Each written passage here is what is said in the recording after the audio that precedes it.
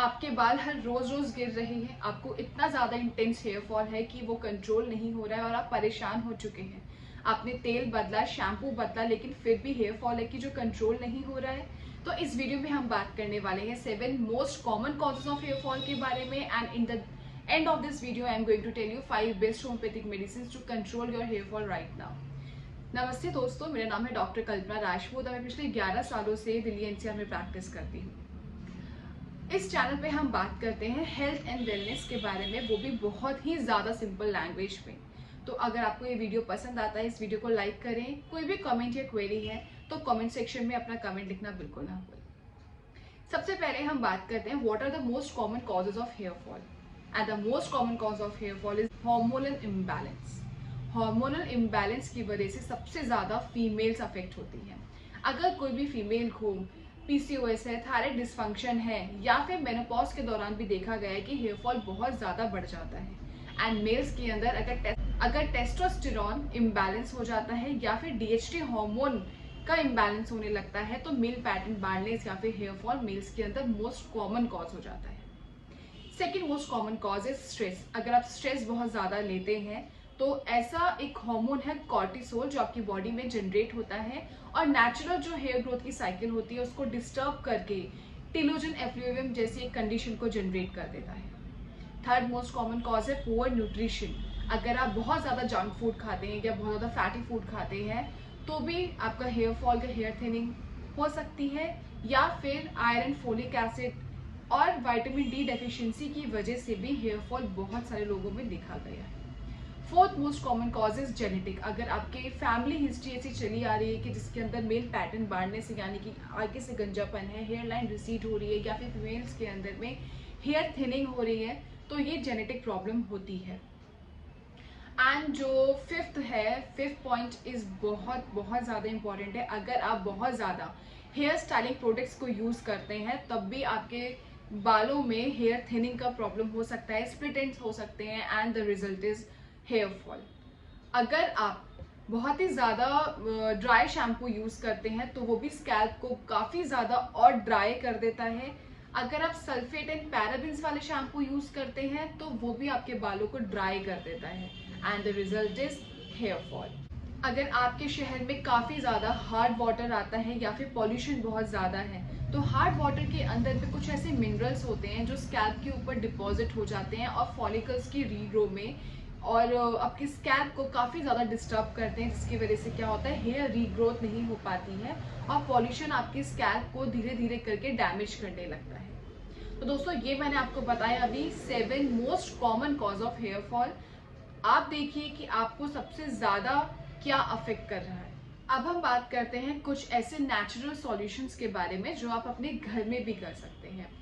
सबसे पहले तो आप बैलेंस डाइट लेना स्टार्ट कर दीजिए। अपनी डाइट में प्रोटीन ऐड करो, ग्रीन लीफी वेजिटेबल्स ऐड करो, बीटरूट ऐड करो और साथ ही साथ कुछ ऐसे मिक्स सीड्स बहुत ही ज़्यादा इजीली अवेलेबल है मार्केट में, आप उनको लेना शुरू करो। उनके अंदर में ओमेगा 3 फैटी एसिड्स होते हैं जो आपके हेयर रीग्रोथ में बहुत ज़्यादा हेल्प करते हैं। हाइड्रेशन सबसे ज़्यादा इम्पॉर्टेंट है, ज़्यादा से ज़्यादा पानी पीजिए।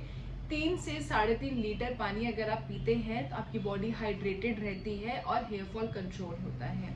अच्छी नींद लेना बहुत ज़रूरी है। अच्छी नींद लेने से स्ट्रेस कम होता है।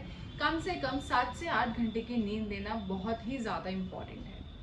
अगर आपको फिर भी स्ट्रेस कंट्रोल नहीं हो रहा है तो आपको मेडिटेशन करना भी इम्पॉर्टेंट है। मेडिटेशन करना एक प्रैक्टिस है, कम से कम 10 मिनट का अगर आप ध्यान लगाते हैं, अपने ऊपर ध्यान देते हैं तो हेयर फॉल कंट्रोल होने के चांसेस होते हैं। अब मैं आपको बताने जा रही हूँ ऐसी 5 बेस्ट होम्योपैथिक मेडिसिन जिसको लेने के बाद आपका हेयर फॉल बहुत हद तक कंट्रोल हो सकता है। So the first medicine is lycopodium. Lycopodium आपको बहुत हेल्प करने वाली है। जिन लोगों को अभी हेयर लाइन रिसीड होने लग गया है, पीछे जाने लग गया है और साथ में डाइजेशन भी वीक है तो वो लोग लाइकोपोडियम 30 का इस्तेमाल कर सकते हैं। Second medicine is fluoric acid. Fluoric acid आपको तब लेना है तब आपको क्रॉनिकली बहुत टाइम से हेयर फॉल है और आपने बहुत सारी चीज़ें कर ली हैं तब भी हेयर फॉल कंट्रोल नहीं हो रहा है। अगर आपको बहुत ही ज़्यादा स्ट्रेस रहता है और स्ट्रेस की वजह से आपको लग रहा है कि हेयर फॉल है तो नैट्रोम्यो 30 का आप इस्तेमाल कर सकते हैं। And the fourth medicine is, अगर आपके नेल्स काफ़ी ज़्यादा ब्रिटल है, स्प्लिट एंड्स हैं, हेयर में ब्रेकेज भी है, इस कंडीशन में आप साइलिशिया का इस्तेमाल करिए। साइलिशिया भी आपको 30 पोटेंसी में लेना है। And the last medicine is Weisbeden, WEISBEDEN। Weisbeden 30 भी अमेजिंगली हेयर फॉल को कंट्रोल करने में हेल्प करती है, आपकी स्कैल्प को हेल्दी रखती है। And one bonus medicine from my side is phosphorus. Phosphorus बहुत ही ज़्यादा अमेजिंगली काम करती है अगर आपको डैंड्रफ भी है, और जब आप कोम करते हैं बालों को तो बंचेस में अगर आपको हेयर फॉल मिलता है कोम के अंदर में, तो आप फॉस्फोरस 30 का इस्तेमाल करो।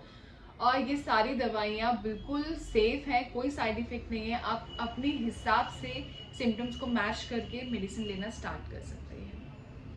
अब हम बात करते हैं स्कैल्प केयर रूटीन के बारे में, यानी कि आपको और क्या करना चाहिए कि जिससे आपका हेयर फॉल कंट्रोल हो जाए। सबसे पहले तो कम से कम 2 से 3 बार आपने हेयर वॉश करना है। हेयर वॉश करने के लिए माइल्ड या फिर जेंटल शैम्पू ही आप यूज करिए, जैसे कि आर्नी का शैम्पू बहुत ही अच्छा है, माइल्ड है, जेंटल है, आपके बालों को कोई नुकसान नहीं करेगा, सल्फेट एंड पैराबिन फ्री भी होता है।